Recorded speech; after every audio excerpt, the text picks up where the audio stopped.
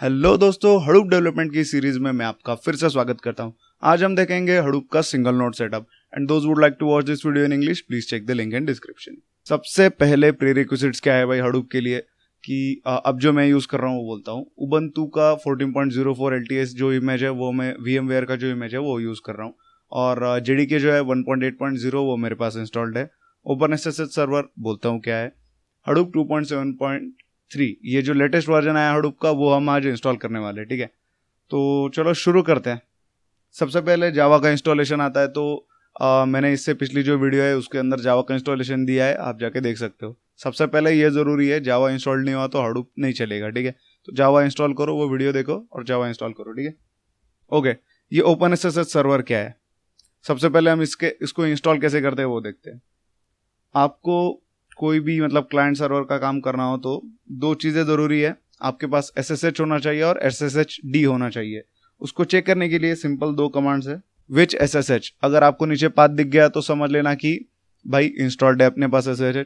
Okay, ये जो है ये दूसरी कमांड है विच SSHD। यहाँ पे आप देख सकते हो कि मुझे SSHD का भी पाथ दिख रहा है, तो बाय डिफॉल्ट ये नहीं होता, आपको ये इंस्टॉल करना पड़ता है बाहर से। तो उसके लिए भी कुछ कमांड्स है, सिंपल कमांड है। ये कमांड जो है sudo apt-get update, सबसे पहले तो आपको अपडेट करना पड़ता है और उसके बाद ये कमांड आती है कि sudo apt-get OpenSSH सर्वर। तो एक बार ये सर्वर आपको आपके यहाँ पे इंस्टॉल हो गया तो आप मतलब इसका काम ऐसा है कि SSH जो है वो क्लाइंट है और SSHD जो है वो सर्वर है।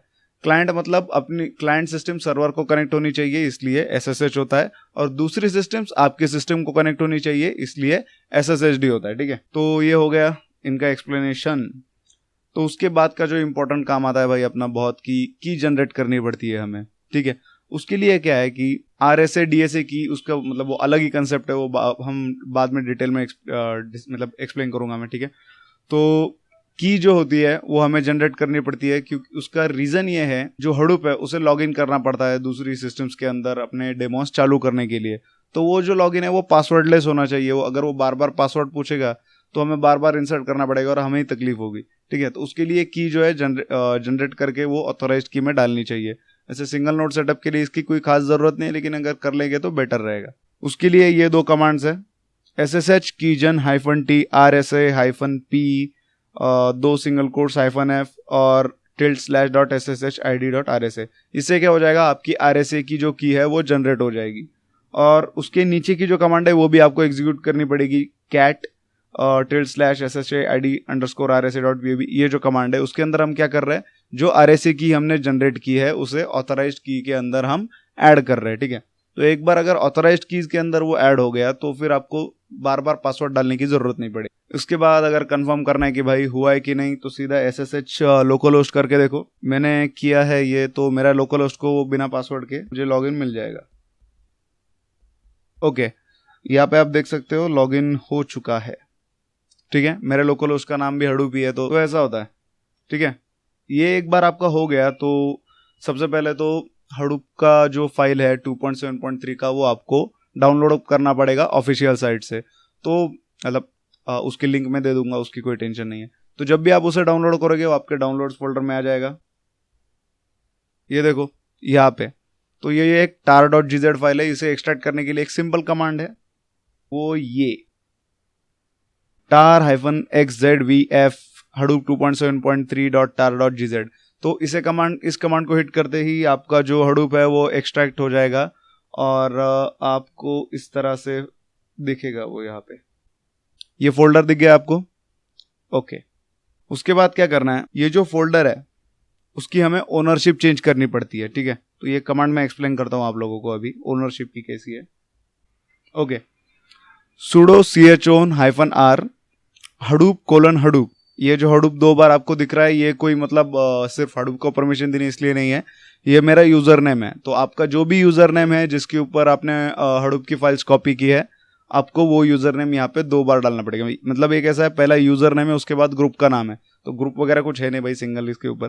तो यूजर नेम दोनों बार डालो और उसके सामने फोल्डर का नाम कैसे डालना है, उसके पाथ के साथ। अपना डाउनलोड्स फोल्डर में है तो सिंपल क्या करना है मैं बोलता हूँ, रुको।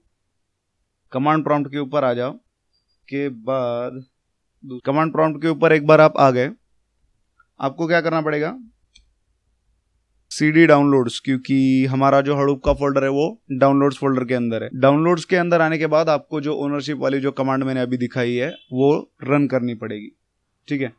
इससे क्या हो जाएगा कि ये जो यूजर है हडूप नाम का वो इस डायरेक्टरी का ओनर बन जाएगा, क्योंकि परमिशंस वगैरह फिर आपको ज़्यादा टेंशन नहीं रहेगा। अब इसके बाद सबसे इम्पोर्टेंट चालू होता है भाई कि कॉन्फ़िगरेशन, हडूप को कैसे कॉन्फ़िगर करना है। उसकी कुछ, जैसे हमने पिछली वीडियोस में डिस्कस किया है कि उसकी कुछ कॉन्फ़िगरेशंस फाइल्स होती है, तो उससे आपको करना है कि फोल्डर में आ जाओ। सबसे पहले हडूप 2.7.3 में etc हडूप, और यहाँ पे आपको सब दिख जाएगा। तो ये जो फाइल है सबसे पहले इसको पकड़ना है भाई, core site.xml। इसको ओपन करो gedit में, ठीक है। ये एक्सप्लेन करता हूँ अभी। कॉन्फ़िगरेशन है, पहली प्रॉपर्टी fs.default.name और hdfs localhost 9000। तो ये जो है अपने हडूप का जो डिफ़ॉल्ट नेम है वो यहाँ पे रहेगा, मतलब कौन से सिस्टम के ऊपर रन करना है अपने को हडूप की, उसका यूज़र नेम और पोर्ट नंबर यहाँ पे दिया जाता है। जो दूसरा जो प्रॉपर्टी है उसके अंदर है hadoop.tmp.dir।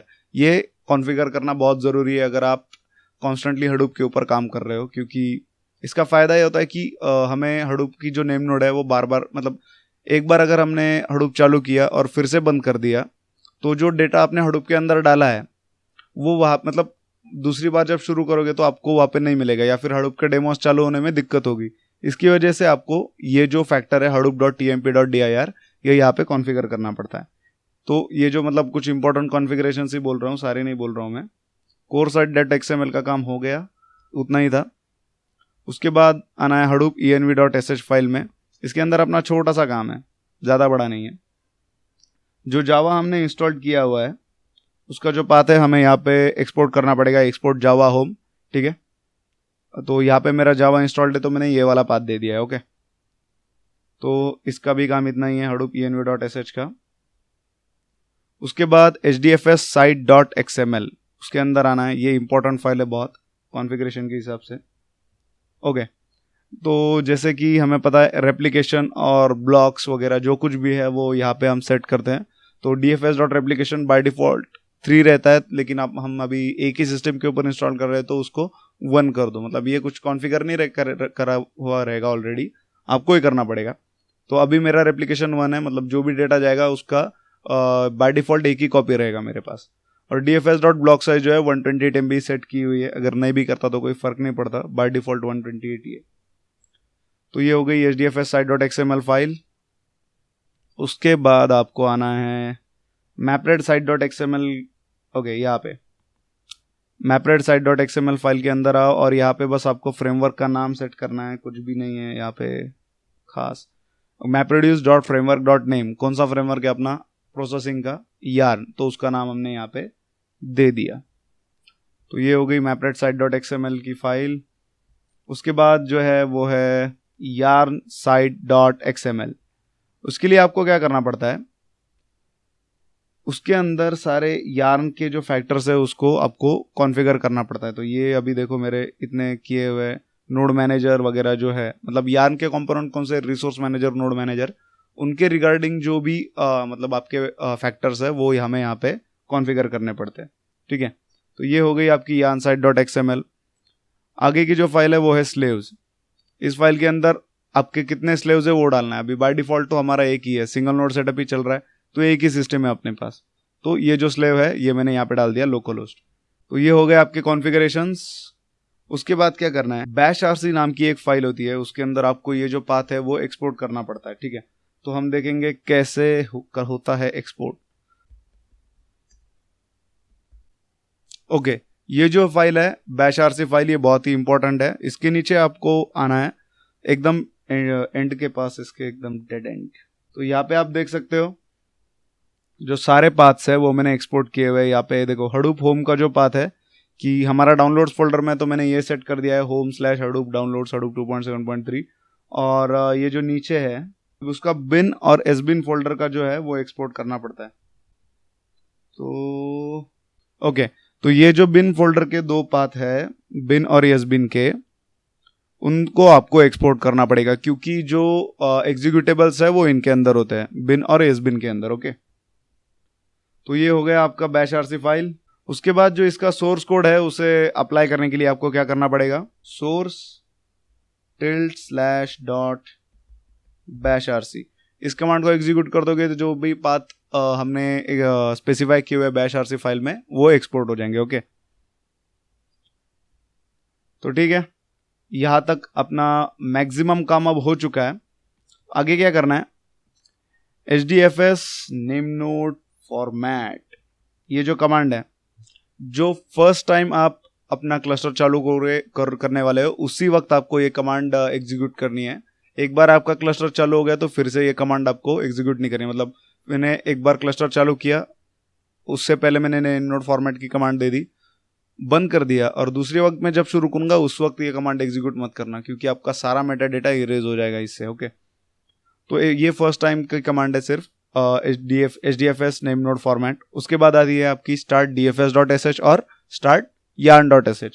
ये जो दो है, DFS जो है वो DFS के जो डेमोन्स है, नेम नोड, डेटा नोड और सेकेंडरी नेम नोड, ये स्टार्ट करता है, और yarn जो है वो रिसोर्स मैनेजर और नोड मैनेजर स्टार्ट करता है। यहाँ पे आप देख सकते हो